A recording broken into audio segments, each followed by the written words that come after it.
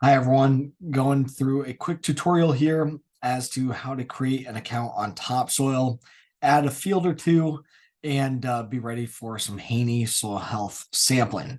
So to get to the software, type in on any type of browser, topsoil.ag. It's better on a computer, but you can absolutely do this from a phone or iPad if you'd like to on any browser.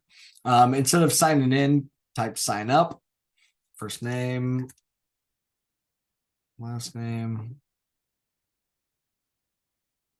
Add in approximate acres managed, doesn't have to be perfect.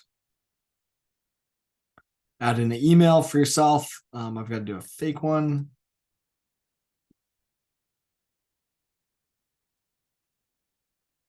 Phone number and email info here.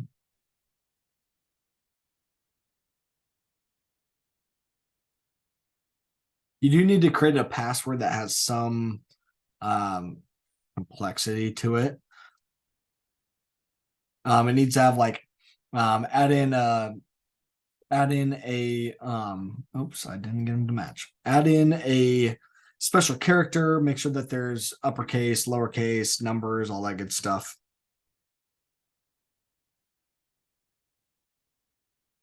Just got to make sure that they match on both sides. All of our privacy and terms is here to be read if you'd like. You own your own data. We don't share it with anybody. That's why we built our own software as farmers. Once you've got an account, you'll see your name on the left-hand side and only your name. You don't get to see anybody else's data. Nobody gets to see yours. To add a field, tap the plus button over on the right-hand side. You'll be chosen as the existing grower. Type in a field name. If you've got shape files, you can upload them. The system prefers one field at a time. So zip together the shapefile, which is a SHX, DBF, SHT, a couple different files all together. Zip them, upload them in here, submit and add another, then add the next name of the field, the next shapefile. But for this example, we'll just draw in a field boundary. So tap draw boundary, hit the launch tool. You can scroll down to find a field. And if you would like, there's scroll tools over on the right-hand side. So zoom in, zoom out, and there's a tool that you can actually kind of choose the area that you want to scroll to. Navigate down to your field, and just like the prompt says, click this button to click to start drawing. So I tap on the button and it gives me a little dot underneath my cursor. I can choose my field. Doesn't have to be perfect. You can absolutely zoom in and make it really detailed if you like. The more detailed, of course, the better in terms of how it's going to calculate acres and all that. But add in your field boundary, tap the first pin to close up the field. If you have multiple parcels, like if it's kind of busted up, you can tap this same exact button again and add another parcel off to the side. If you want to cut out a terrace or cut out a pond or cut out whatever it may be, you can utilize this cut tool and tap around the area that you want to cut out. But when you have your boundary the way that you like it, just hit the done button. It now has it in this basically kind of partially saved. You can tap this button again if you want to edit, but also you can submit and add another field if you would like to add multiple farms. So I submit and add another. It's now got it submitted down here. I'll say field number 2. We're going to draw the boundary. It's already zoomed in to where I want to go. Say I've got this field up here across the street. Do a nice easy one. And here's my field number 2 done. And now I can hit finish. And now it's added both fields. So I've got my new Ohio field and field number 2. Now we're going to go to the field profile. This asks basically what the historical management of these farms has been. So select which crops you've been planting over the last couple of years. We'll just go simple corn and soybeans. Next. Now you can select your typical management for the corn and soybeans. Now for this project, you can skip through this if you want to. You don't actually have to do this portion, but we'd love for you to, and we'd love to help you just establish that baseline and make sure that you are that we're moving in the right direction and working as a team here. So if you've not been using cover crops, you can tap I don't use. If you're not using cover crop, you're not terminating a cover crop. Say using fertilizers, so tap the plus button to add a fertilizer, and you can choose the target application date. Let's add in a fall anhydrous that is around November 15th. Fall anhydrous, our typical application rate. So we're putting on 180 units of fall anhydrous. That's being injected in with a knife. We're adding a stabilizer to that, and we're using variable rate. You can add another application to a new date. You can add another application to this date. So say we would have, we can choose, let's do another one. So that was our anhydrous. We're going to choose another fertilizer. So now we're going to come back, and in the spring, we're going to do our spring broadcast dry fertilizer program. So around March 20th, we're going to come in, we're going to apply MAP, and our application rate on that, say 150 units of MAP. This just defaults, it's just the average.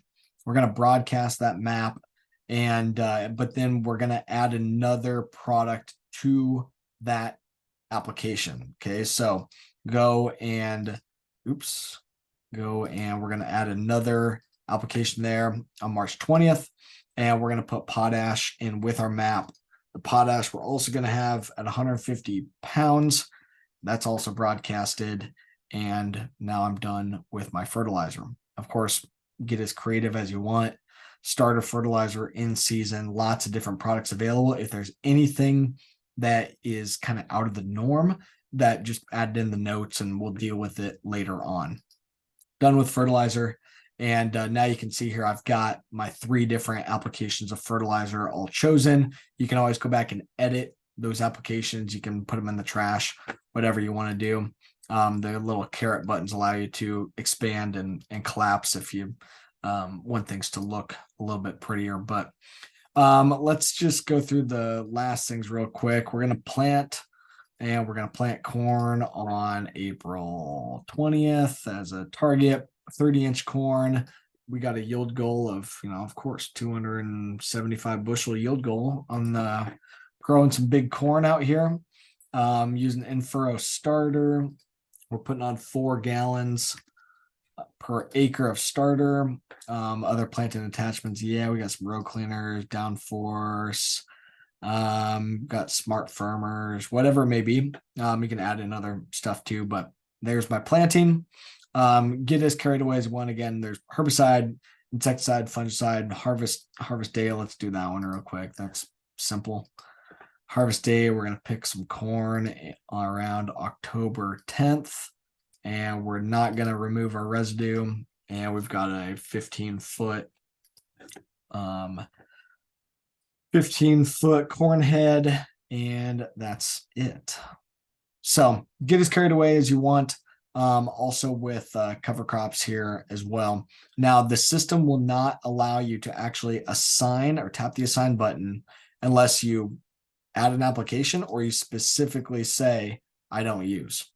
So this is how we utilize that. This is how we utilize our, like for tillage. You have to specifically say, I don't use tillage if you're no-till. You don't have a tillage pass to add since you're no-till. So you say, oh, I don't use tillage, I'm no-till. So we're going to just do that for the rest of these items. We're going to do it for beans, even though we're saying we are going to use some beans, but that's okay. Not going to do any of this stuff. And you tap assign. The next step is that you can assign which field had which crop over the last multiple years and basically assign the default practices to each of these fields. Now, some of these fields, they do have a crop already populated. We get data from the public data coming out of FSA. That's public record of what was planted on each parcel. So just check and make sure that that looks okay. It assigns the different products. And then for 2022, assign which product or which crop we were doing. Say we're going to stay in our corn soybean rotation here. You can put in that next year as well. Basically add a plan for the next year. So save that. And then we're tapping yes to deploy those crop plans to each individual field.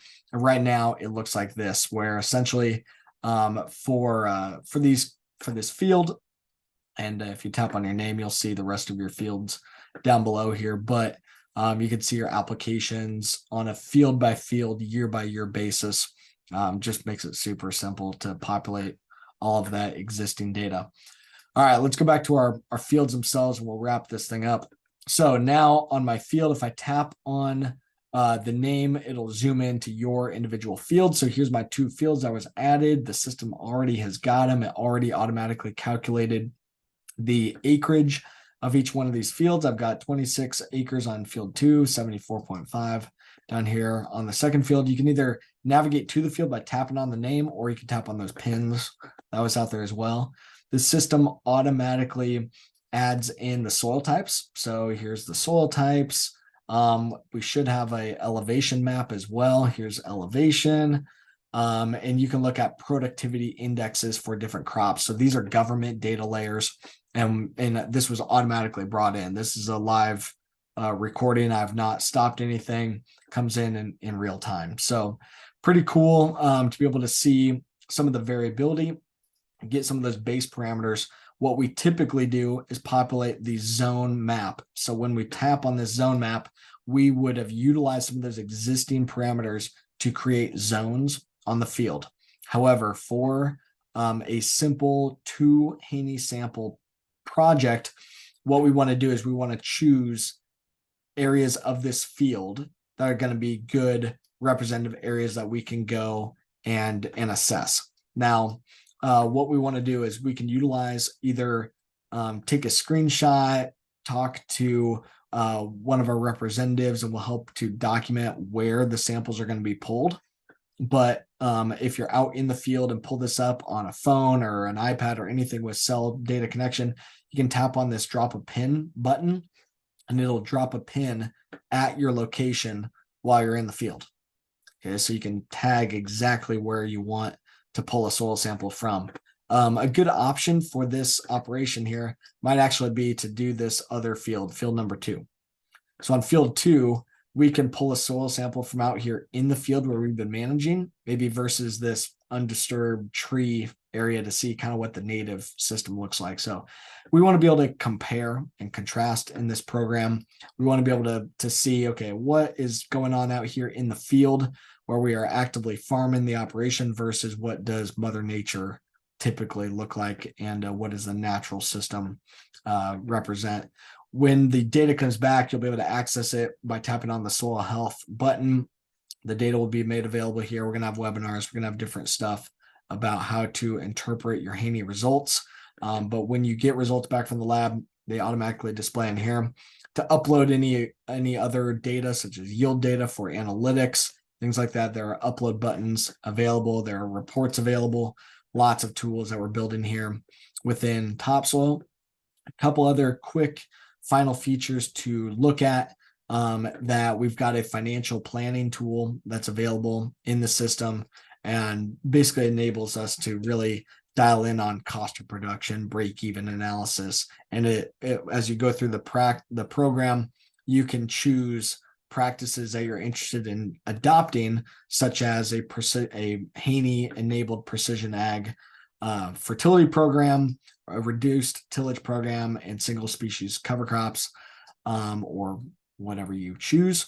But this would then populate over time. I didn't go through it enough to be able to populate my expected financial implications over time. But a cool tool that should work within your farm as you're playing around with the system, and be able to see what these soil health tools can do for your farm. For more information, email us or send us a message, ask the rest of the folks that are involved in the project. Happy to help out anytime. Lots of other resources, lots of different buttons on here, but that's the main stuff for today.